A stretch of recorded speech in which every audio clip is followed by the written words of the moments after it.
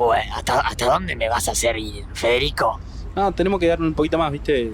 ¿Ubicás Valle Viejo ahí pasando Tres Pero Puentes? por supuesto que ubico Valle Viejo. Tres puentes son dos puentes. Yo no entiendo qué le dicen tres puentes Bueno. cuando uno dos. Bueno, uno se fue, pero había Tres Puentes originalmente. O sea, acá doblo acá a la derecha. Sí, antes, ¿sabés cómo se llamaba esto? La punta del asfalto se llamaba, porque se terminaba acá el asfalto en una época. Mirá, y ahora sí, pero lejos todavía para allá. ¿Y viste? Gobiernos peronistas y esas cosas. Ay, dale, que dale, viejo. Buen día. Hola. Opa, no te había visto con compañía femenina, Federico. A veces toca. Che, Quique, prende la radio y deja de hablar girada, por favor. Bueno.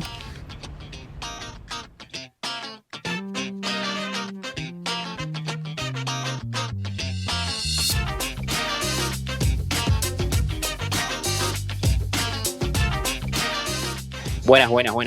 ¿Cómo les va a todo el mundo? Esta es la cuarta salida del cohete a la puna. Tenía ganas de contarles, ¿no? A todos ustedes, a todos los que están del otro lado, que esta es la primera vez que grabamos después de haber salido a compartirles lo que estábamos haciendo. Porque, bueno, ¿no? Cuarentena, COVID y todas esas cosas, ¿no? Entonces habíamos grabado muchas columnas y las fuimos armando y las fuimos pegando y aquí quedaron los programas que ustedes escucharon hasta ahora. Así que no quería dejar de pasar la oportunidad de agradecerles a todos por compartir. A los que nos compartieron no les agradezco nada, pero a los que compartieron por compartir. Y nada, estuvo muy buena la repercusión que estuvimos teniendo, así que estamos muy contentos. Les recordamos que esto está metido adentro de un portal de ideas que se llama Un Mundo en Llamas, que lo pueden encontrar en internet como unmundoenllamas.wordpress.com y en Instagram estamos como @unmundollamasok. Habiendo comentado esto, que me parecía interesante que lo supieran, hoy es un programa muy especial, hoy está buenísimo, estoy muy contento, así que bueno, voy a pasar a presentar a mis amigos de siempre, pero bueno, hay una sorpresa porque está Chipo, como siempre. Hola Flex, hola chicos, ¿cómo va? Todo muy bien. Está Ini, como de costumbre. Buenas.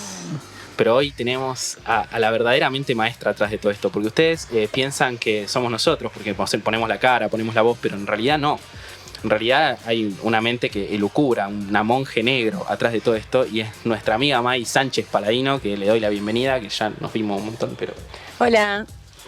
Así que bueno, estamos muy contentos de compartirles. Ella nos trajo ideas y nos trajo, sobre todo, reflexiones, ¿no? Así que bueno... que largue esto, negro querido, que largue. Y con nuestro cohete saldremos de la atmósfera y se remontará a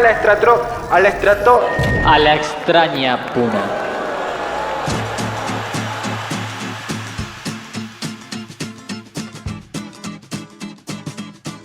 Bueno, queremos traer a May acá a esta mesa porque básicamente es la persona que labura, ¿no? Es el cráneo, digamos. Y bueno, nada, nos costó. La verdad que estuvimos todo este mes de agosto pasado y todo este mes de septiembre metiéndole así tipo Inception en la cabeza que tenía que armarse una columna, que tenía que venir y comentarnos algo de las cosas que ella piensa, porque nada, está buenísimo. Y bueno, fue difícil. Pero se logró. Estamos acá, sí.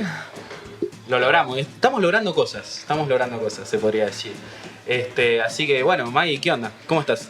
Bueno, en realidad vine a ponerle un poquito de perspectiva de género a esta radio de varones. Bien, hacía mucha falta, la verdad.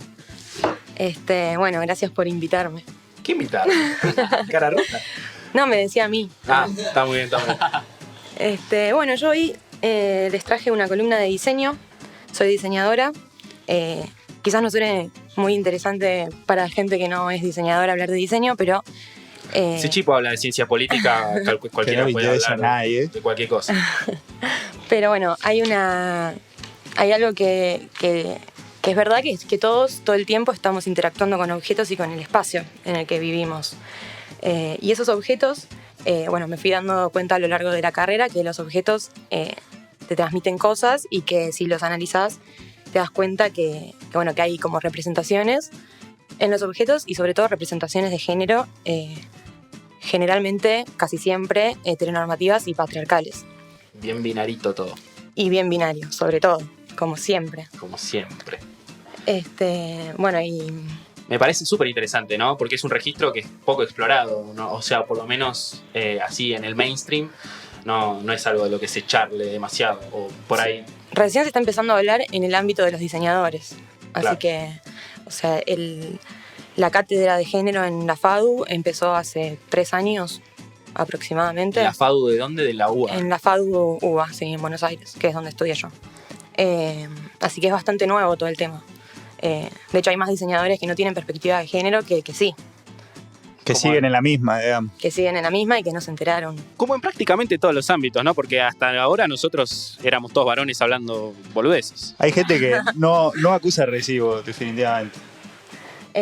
Bueno, ¿ustedes qué se imaginan cuando yo digo de diseño con perspectiva de género? ¿Qué es lo primero que se les viene Y a la eran los cabeza? juguetes de los pibes, ponele. Claro, los juguetes de nena La cocinita, la Barbie, y lo de varoncito, las armas. pistolas, O sea armas que- y matar gente. Desde chicos que los objetos nos empiezan a formar entonces. Y eso sigue o sea, toda tu vida. Toda tu vida interactúas con objetos y toda tu vida los objetos a vos te limitan o te dan posibilidades de hacer cosas con esos objetos. Y también los espacios. Los espacios son habitados, o sea, todo el tiempo estamos habitando espacios y esos espacios también están diseñados, a veces por diseñadores, a veces no, pero igual están diseñados y pensados desde esta perspectiva que no tiene que ver con una perspectiva de género, digamos. Y bueno, para hoy les traje un ejemplo que es muy claro y muy interesante. Es un artículo de Preciado, que es un activista queer, filósofo también, que analiza los baños públicos desde una perspectiva de género. Un lugar que nosotros vamos siempre, ¿no? Los baños públicos es algo que usamos todos. Hay gente igual que le cuesta el baño público, ¿viste? Sí, Hacer bueno. caca Pero en tu casa, aunque te cueste en algún momento de tu vida, te llega el momento de tener que usar un correr. baño público. Sí. Claro, si vos te estás meando o algo así, A todo el mundo le pasó alguna vez. sí o sí. Hay reticencia de hacer caca fuera de casa igual, hay reticencia. Todos tenemos la experiencia de ir a un baño público por lo menos una vez en nuestras vidas, digamos. ¿Y cuál es la diferencia que hay entre un baño público? ¿Por qué el baño público es distinto a un baño en tu casa? Más allá de que lo usa mucha gente y generalmente está sucio, ¿no? Y que tenés cubículos, el inodoro está encerrado en una jaula de paredes que no te Sí. deja ver. Y también la existencia del migitorio. Claro, en el baño de varones, porque el baño de mujeres... ¿No tenés migitorio en tu casa? No lo venden por unidad, ¿no? Venden varios. Pero acá nos pusimos todos de acuerdo en el barrio. No, Flex, eso es una bacha para lavar los platos, no es un migitorio. Uy, con Qué razón mi suicida. vieja me odia, boludo.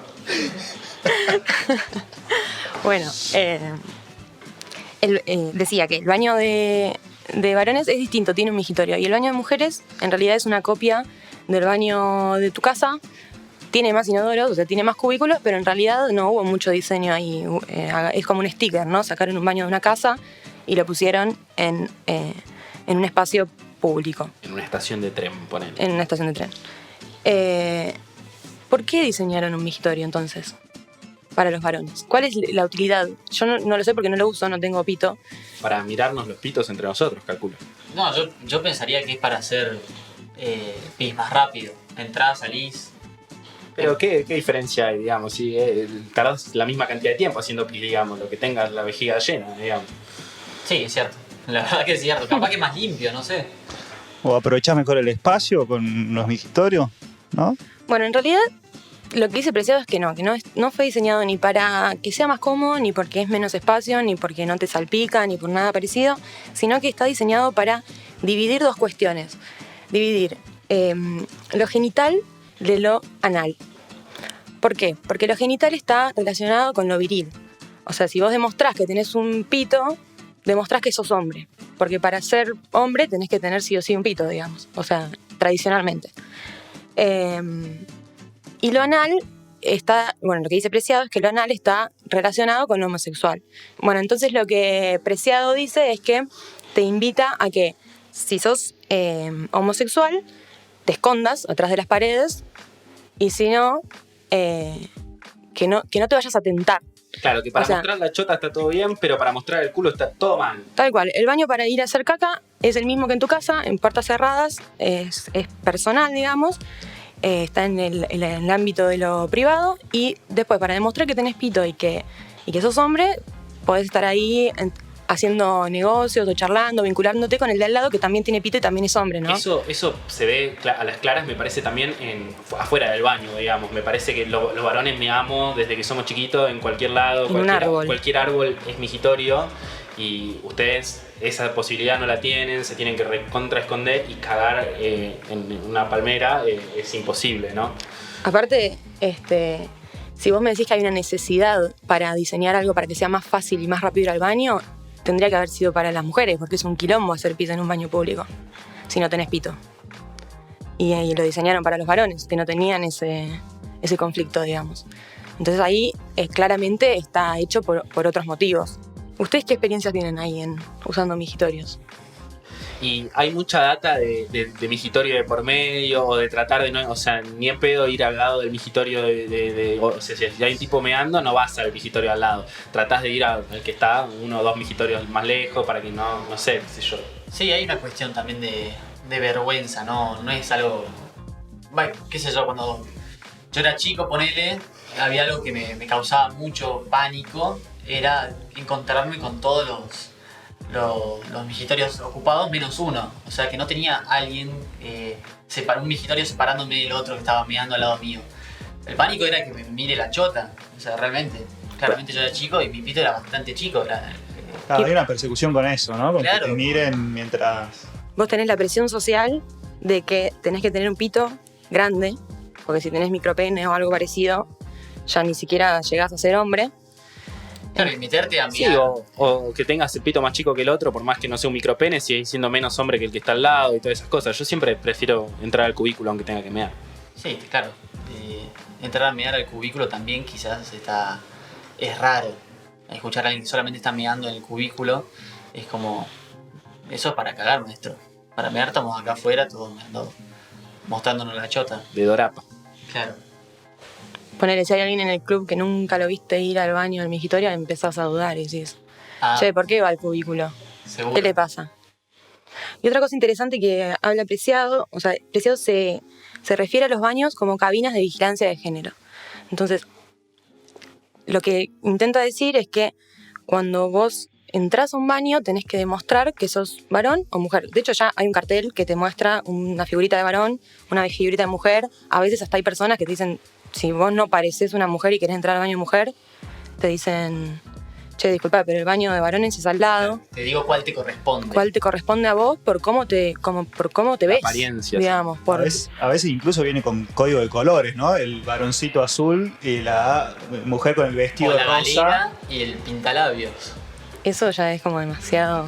Pero existe, ¿no? Existe, sí. Hay un capítulo de How I Met Your Mother, perdón que meta esto, pero si no vieron la serie, mírenla porque vale la pena. Pero hay un capítulo donde van a un restaurante italiano y el código es albóndigas y espaguetis. Y es muy confuso porque uno pensaría que albóndigas son los varones, pero no. Claro, no se sabe. Era confuso. Y bueno, Bueno, ahora se está usando un poco en algunos bares más progres, ponele. El baño mixto. El baño mixto. Sí. Yo lo que he visto mucho es chiques parades y chiques sentades, ¿no? Como haciendo esa distinción. Con mira. lo que vos te sientas cómodo, podés ir acá, podés ir allá. eso está bueno. En mi facultad, en la FADU, en Buenos Aires, hay un baño mixto hace muy poco tiempo, pero en realidad lo que hicieron fue hacer un baño de varones, en el que pueden entrar las mujeres también, porque está el súper binario todo, ¿no? Estamos hablando desde un binarismo, Sí, fuerte. o sea, Claro, tremendo, la pero... La forma Está regadísimo de igual. solucionarlo fue en realidad permitir la entrada de mujeres al baño de hombres. Porque Claro. el que está diseñado es el de hombres. El de Lo que mujeres- cambiaron fue el loguito, porque en vez de poner una chica o un chico, un pibito con pantalón o un pibito con pollera, pusieron un diseño que lo debe haber hecho algún diseñador gráfico, que es como una mezcla de los dos. Y ese es como el baño mixto. Un baño con migitorio, digamos. Polémico. Polémico. Digamos. Sí. Bueno, es algo difícil igual de pensar un baño que no es... El baño se diseñó en el siglo XIX, el baño público. Entonces, es increíble que Hasta tenemos el mismo antes, baño... la gente cagaba en pozos. Pero es interesante pensar que tenemos el mismo diseño de baño público que en el siglo XIX. No cambió nada. Es Es muy interesante también pensar, digo, la figura del baño público también tiene otras connotaciones más allá de las de género que señalas muy bien, pero también marca una etapa, me parece, del advenimiento del capitalismo, del desarrollo del capitalismo, ¿no? Esto de voy a hacer negocio, digamos, y estoy todo el día en la calle haciendo negocio y tengo que, bueno, no puedo volver a mi casa y tengo que usar, digo, me parece la emergencia del baño público también me parece un dispositivo sintomático del desarrollo del capitalismo. Por eso el baño público de varones está bastante desarrollado y diseñado y el de mujeres es una figurita, porque ¿qué mujer iba a trabajar y necesitaba un baño público? Claro. Y la cuestión también esto del tiempo, ¿no? Del ahorrar tiempo, es el hombre el que necesita ahorrar tiempo para hacer negocio y la mujer Está al pedo, digamos. está ahí, cuidando digamos, a los hijos, claro, puede tomarse pasear, más tiempo, ¿no? tal cual. Bueno, y a mí me pareció interesante este ejemplo porque creo que pensar el diseño con perspectiva de género y pensar a los objetos de esa forma permite evidenciar estas cosas. ¿Es algo que se está dando esto, un movimiento o algo que dentro de los diseñadores de empezar a pensar el diseño con perspectiva de género? Es algo que se está dando hace muy poco. Hay algunos movimientos de diseñadoras que están tratando estos temas, pero es como muy reciente. De hecho, se me ocurre un ejemplo hace muy poco, cuando recién empezaba la pandemia.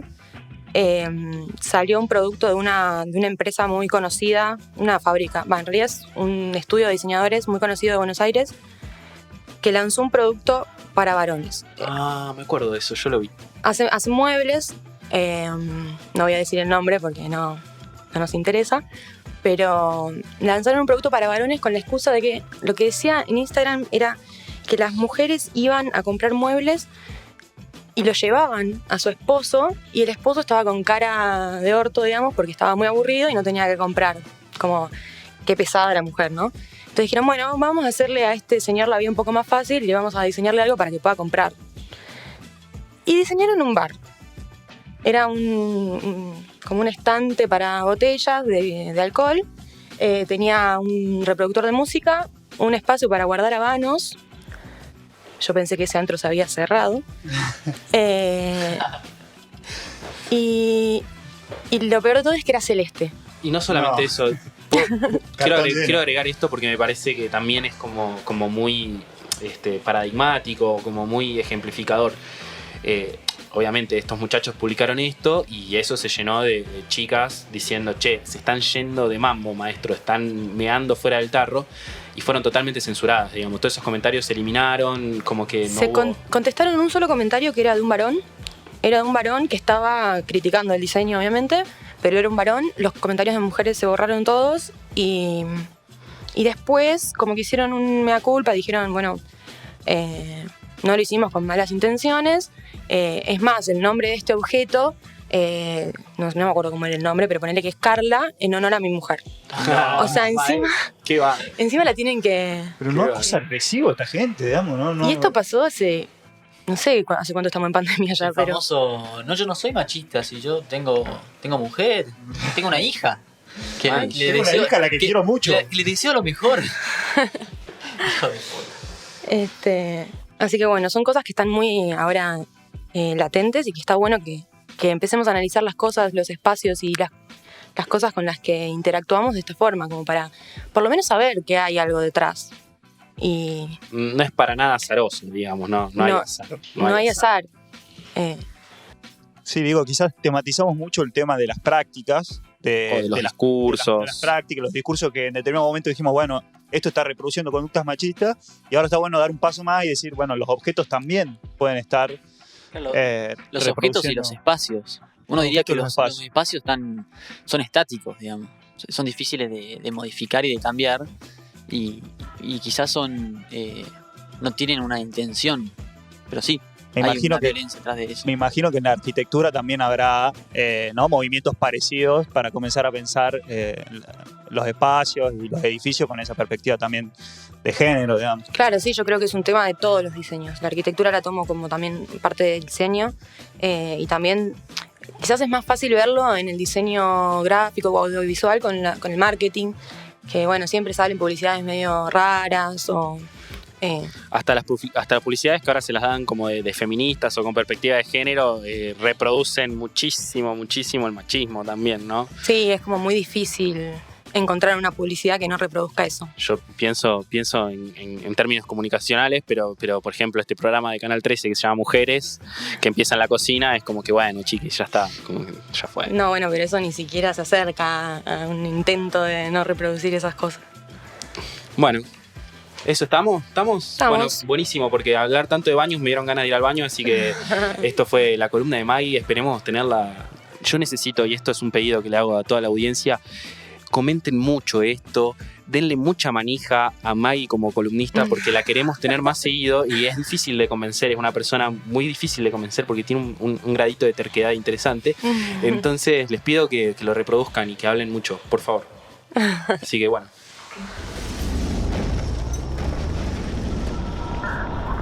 Atención tripulación, frente al apocalipsis tendremos que aterrizar en el único lugar habitable, la Puna. El mundo está en llamas.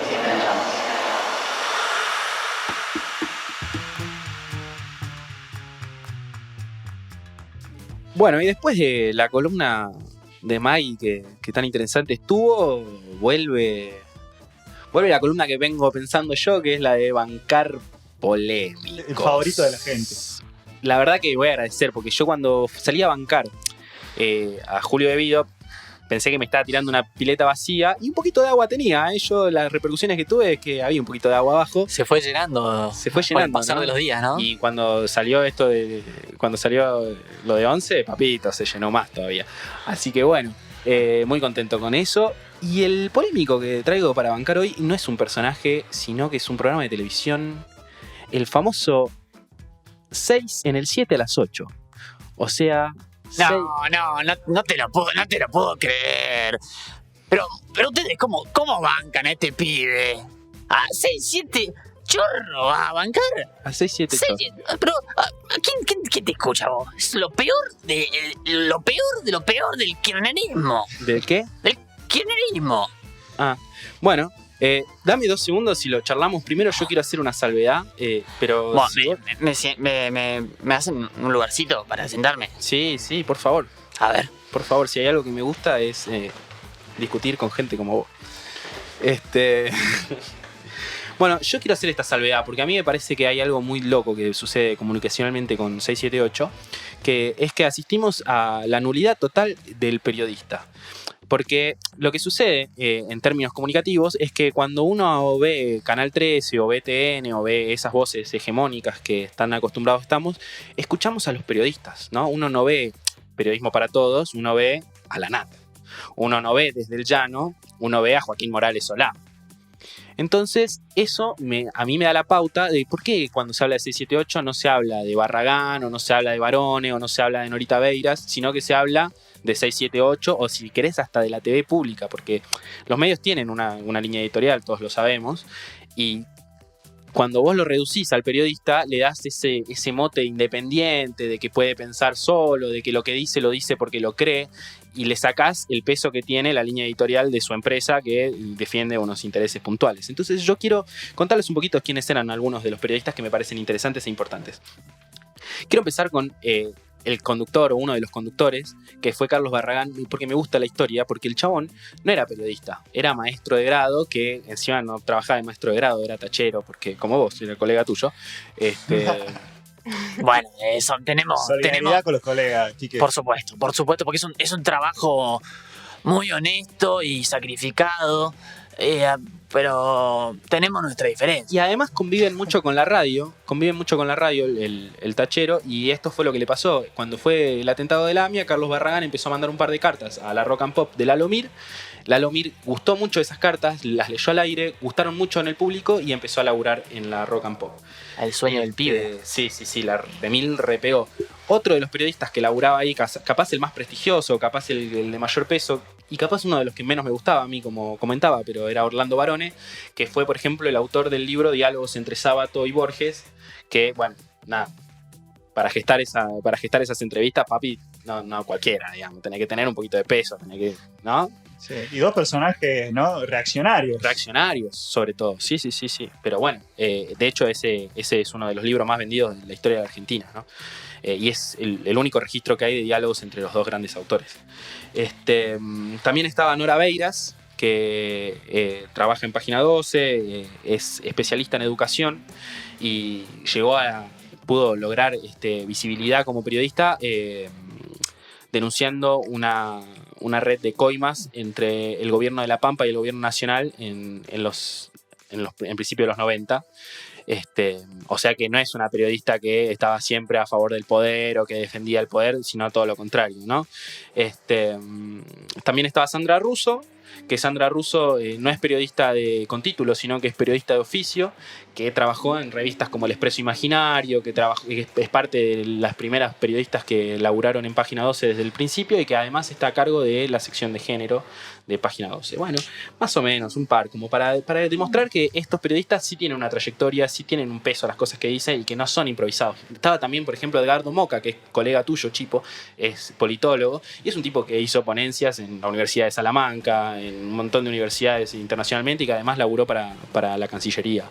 O sea que es gente que... Estos politólogos son más ladrones. Y bueno, se prenden de todo. Imagínate que tenemos uno en el podcast, así que funciona un poco así. Bueno, haciendo esto que era más que nada una limpieza ética mía, porque a mí me enseñaron a pensar mucho en los medios de comunicación y me parece que valía la pena como reivindicarlos un poquito y poner sus nombres y sus caras acá, porque si no era hablar de 678 como hablan ellos. No me Yo si me puedo sumar un poquito a este pequeño, ¿no? Como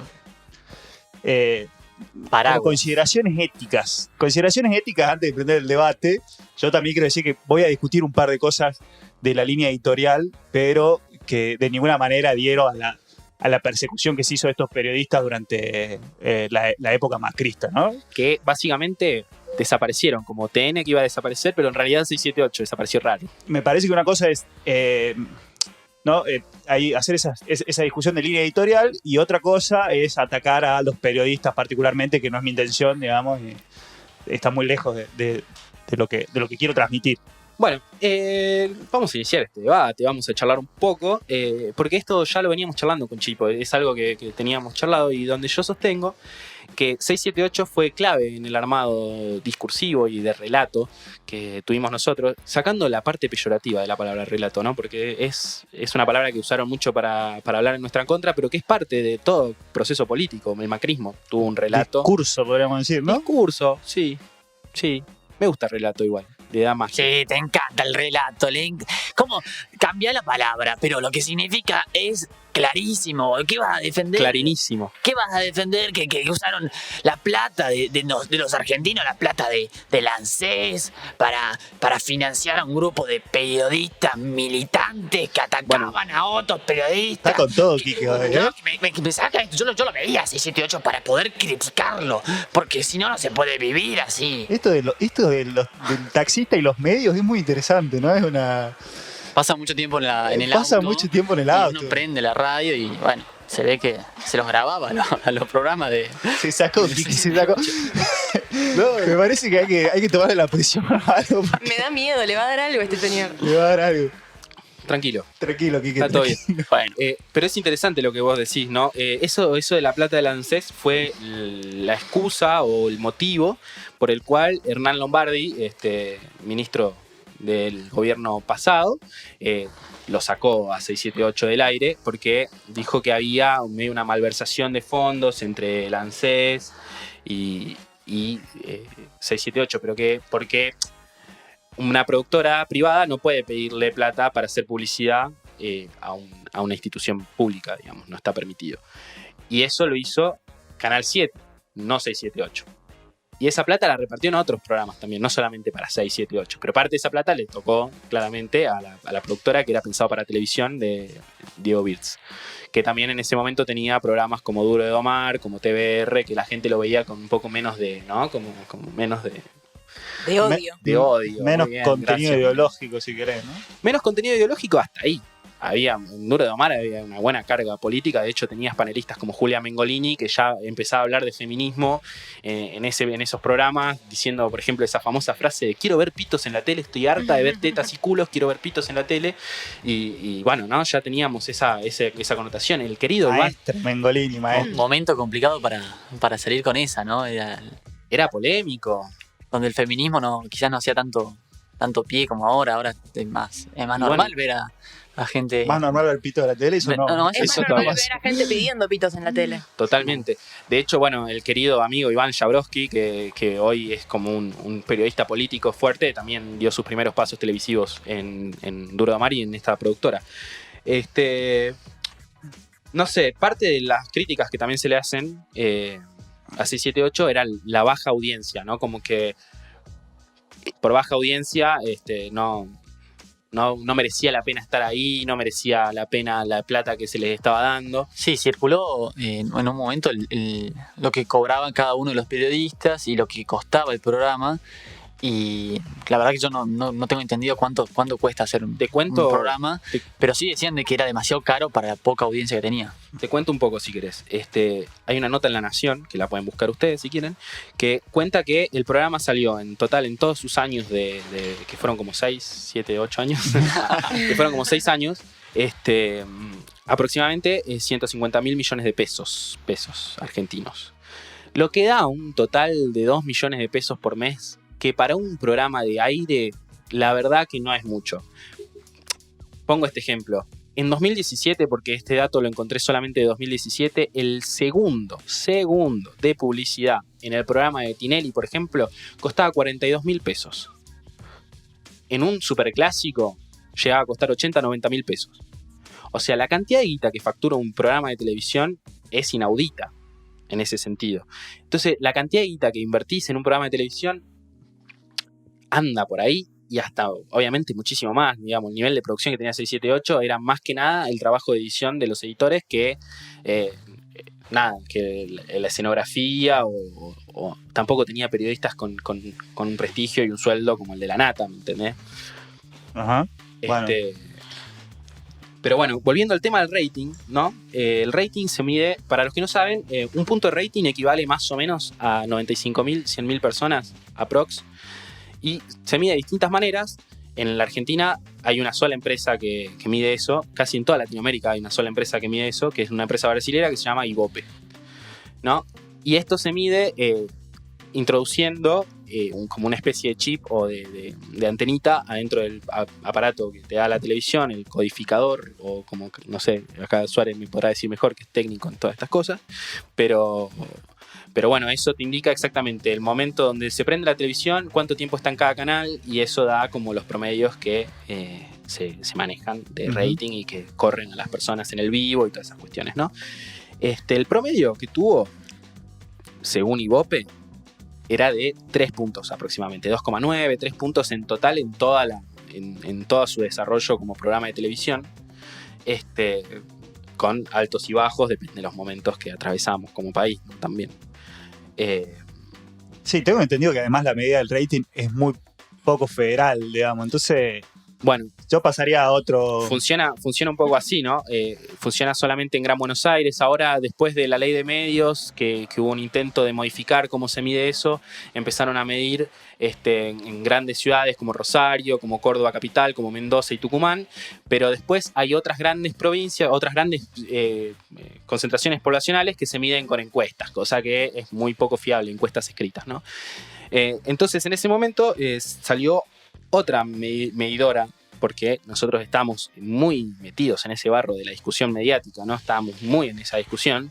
Entonces salió Aresco, que obviamente está desaparecidísima en este momento, que daba mayor porcentaje y también entrevistaba gente porque no tenía el mismo sistema de medición que se llama People Matters, sino era call center, te llamaban, te preguntaban si tenías la tele prendida, cuántas teles tenías, qué estabas viendo, y así iban sacando el promedio, y eso funcionaba a nivel nacional, y eso daba un promedio de 8 puntos de rating. Sí. Cambia radicalmente, sí, ¿no? Es casi más del doble. Sí, medir igual, es complicado medir la audiencia de televisión por encuesta, porque la gente suele...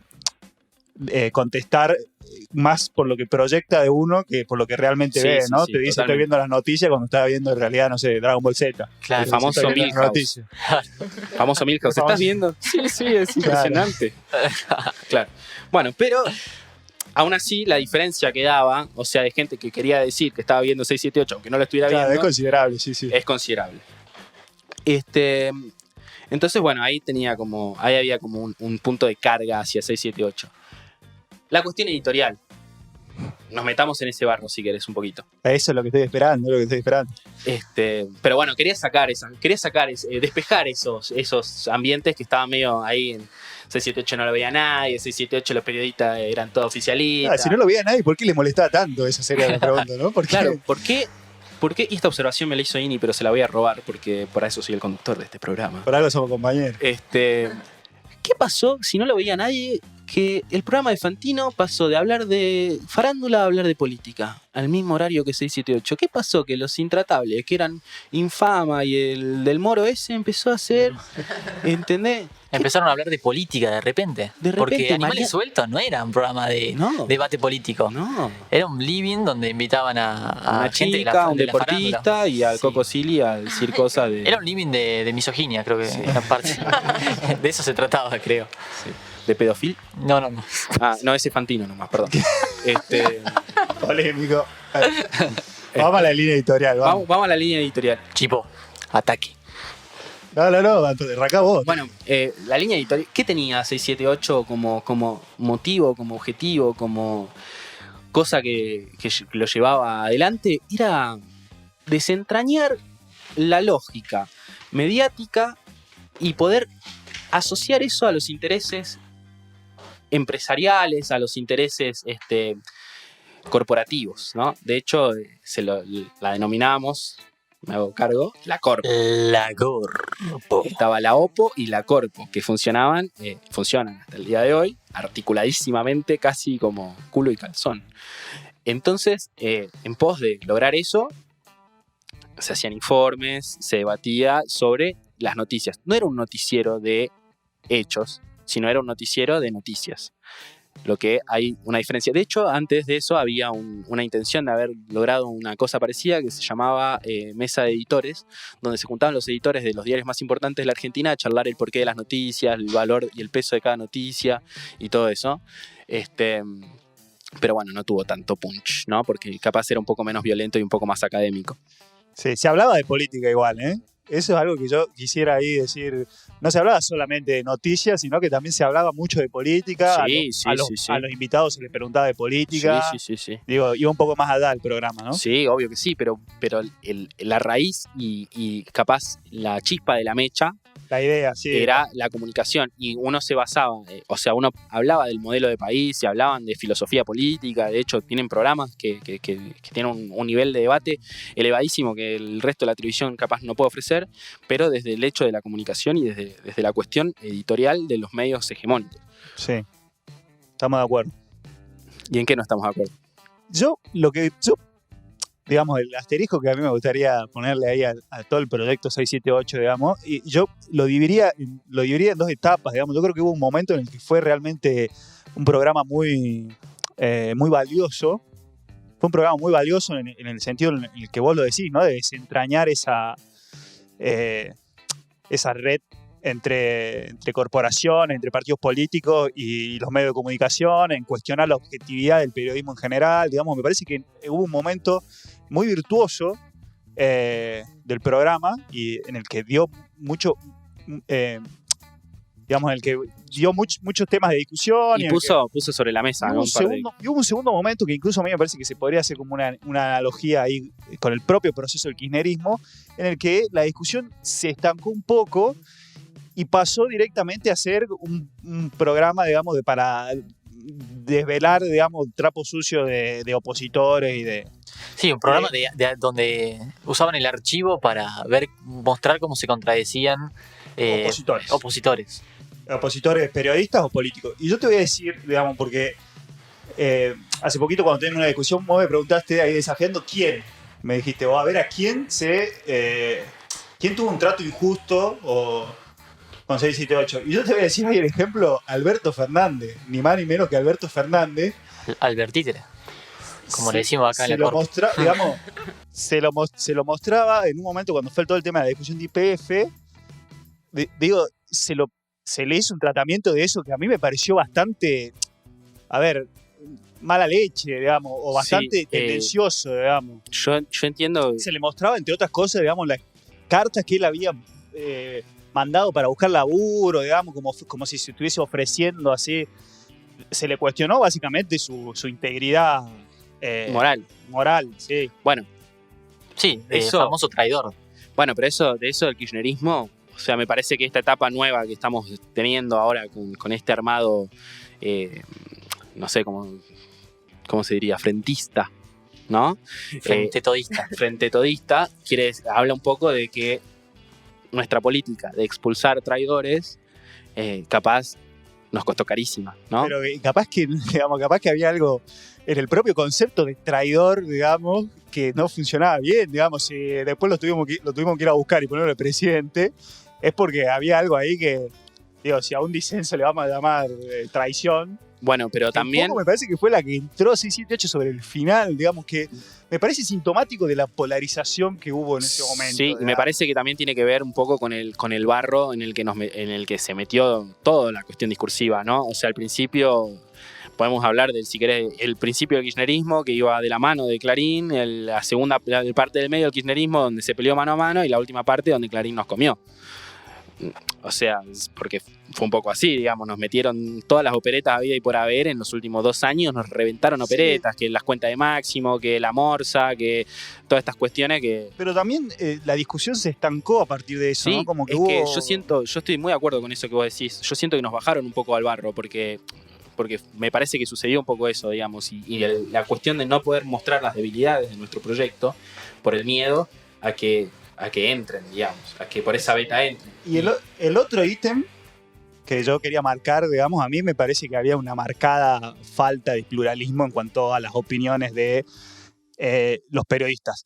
Sin ir más lejos, digamos, el programa que fue un poco disparador de esta columna cuando lo veníamos charlando fue el de Beatriz Arlo, en el que dijeron, bueno, invitamos a una columnista, una intelectual, si querés, opositora, y era un programa de 7 personas discutiendo contra uno, en la que básicamente, no, digamos, yo hice el trabajo, digamos, de decir, a ver cuánto tardaban en interrumpirla, y posta tardaban, no sé, 2 segundos en que ella empezaba a hablar y ya la interrumpían. Empezaba a hablar, la interrumpían. Eso es, digamos, intratable, puro y duro, digamos, lo que se hace en Intratable. Es lo que se hace en Intratable, digamos, lo que nosotros criticamos de ese tipo de periodismo, y si nosotros vamos a hacer lo mismo, contenido pero en capaz espejo, no. digamos, bueno, pero la forma es la misma. Hacemos lo mismo, pero en espejo. Bueno, pero si vamos a... la diferencia es que esto es un programa que es estatal, digamos. Está bien. Bueno, pero si es porque es un programa estatal, nada, nosotros votamos ese estado también, ¿no? La mayoría de los argentinos. Pero bueno, más allá de eso, primero me permito disentir. Yo, que he sido consumidor del programa, he visto infinidad de debates donde las posiciones eran opuestas, contrarias, y donde justamente, bueno, el clima de debate capaz era otro porque eran compañeros y no era como en Intratables, que cada uno habla por su puchito y está Brancatelli que habla solamente Brancatelli a favor nuestro, digamos, y que cada vez que hablan lo ridiculizan. Eso no sucedía, no había ridiculización de la opinión, no había efecto de sonido, no había nada de eso. En los informes sí. En los informes sí, pero una cosa son los informes y otra cosa es el debate. Estamos hablando de dos... En los informes sí lo había. No, bueno, pero estamos hablando ahí de dos áreas distintas. Estamos hablando del programa, digamos. Me criticás la ridiculización como forma de argumentación. No. Y se lo hace después en el debate. ¿Y sobre qué debaten? Una cosa es el informe, que el informe puede tener tintes humorísticos porque es televisión y es entretenimiento, y otra cosa es el debate de ideas, donde si yo te pongo un wank mientras vos estás diciendo algo, o te pongo un gorila haciendo mientras vos estás hablando, y le quitas fuerza a lo que vos estás diciendo en ese momento, digamos, y es distinto un diálogo y un intercambio que un informe. No sé si me parece relevante la distinción en este caso. Bueno, para mí sí lo es, y de hecho, bueno, me parece que en ese programa, si bien es cierto que hay como está esa división de 7 contra 1, si vos querés.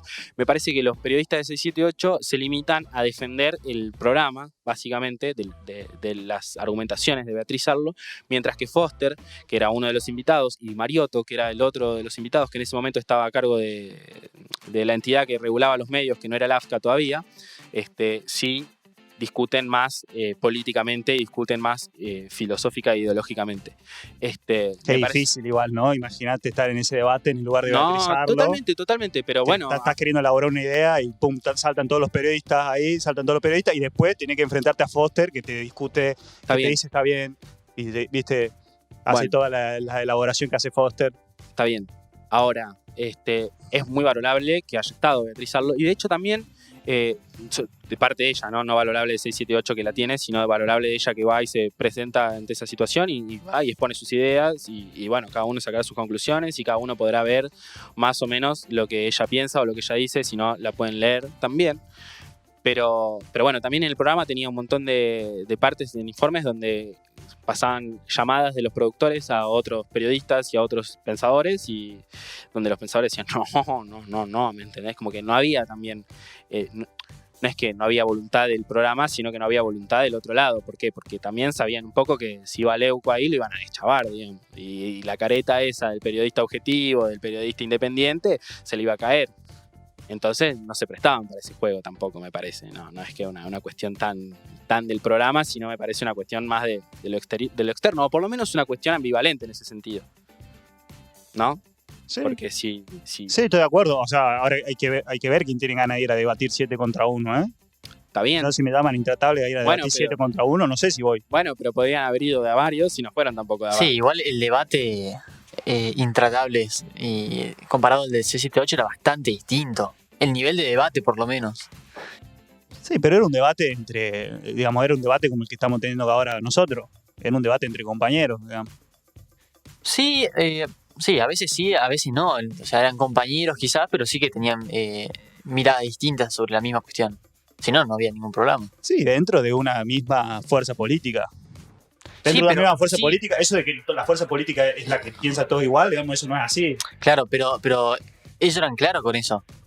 De hecho, o sea, lo decían abiertamente. La mierda oficialista. Claro, ellos mismos se decían la mierda oficialista y se hacían cargo de su posición, que me parecía que era algo que marcaba algo distinto en la televisión de ese momento. Está bien, yo estoy muy de acuerdo con eso y estaría a favor de que todos los medios hagan ese mismo ejercicio. Ahora, el problema con esto es de decir, che, este medio responde a esta ideología política, es que ese medio estaba bancado por el Estado, digamos, que no es lo mismo que el gobierno.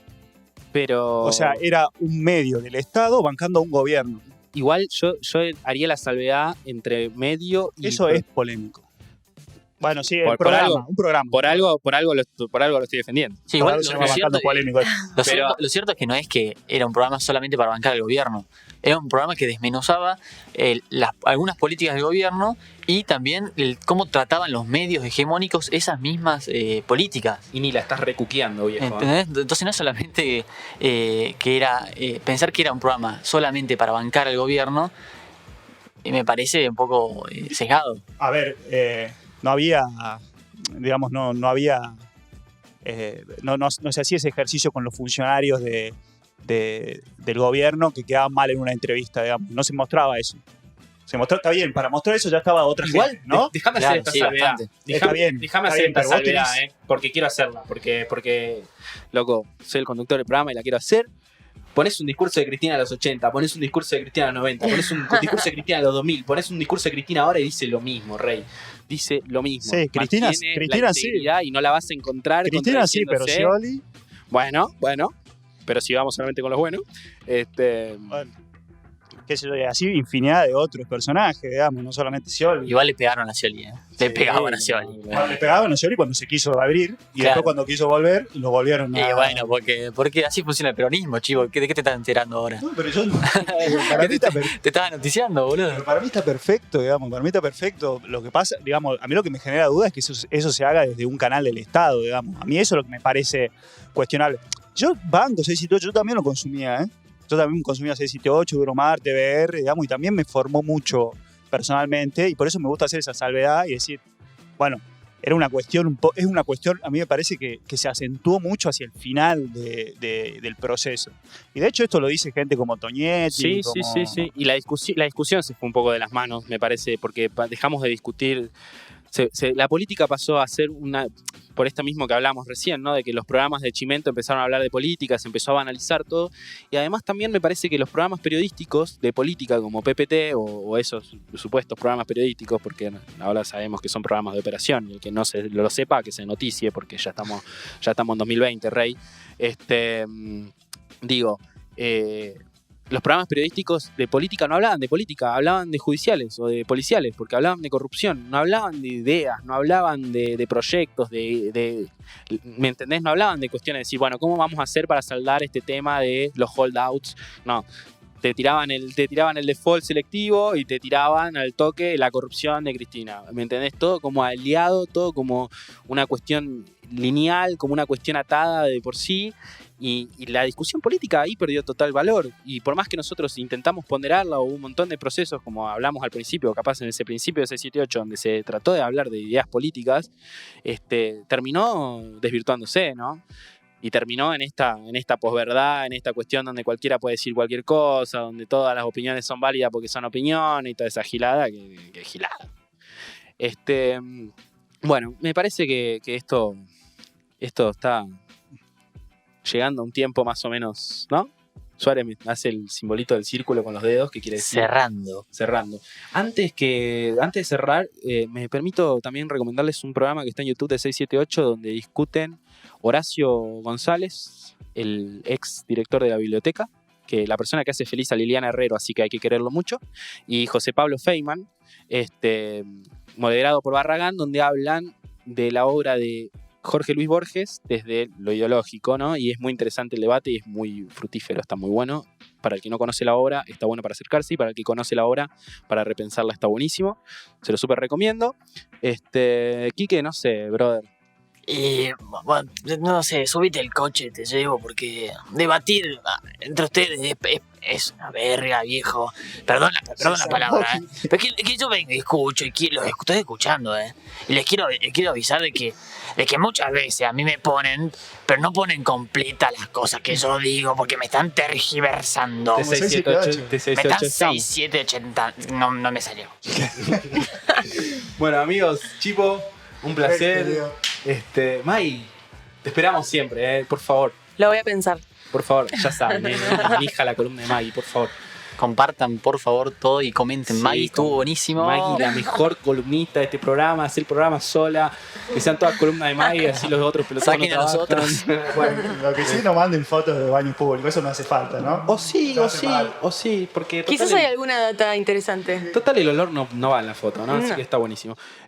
Bueno, nos vemos en la próxima. Gracias por ayudarnos, gracias por bancarnos. Los que no comparten, compartan, ratas inmundas. Perdón. Cortalo ahí, amigo. Chao. Chao.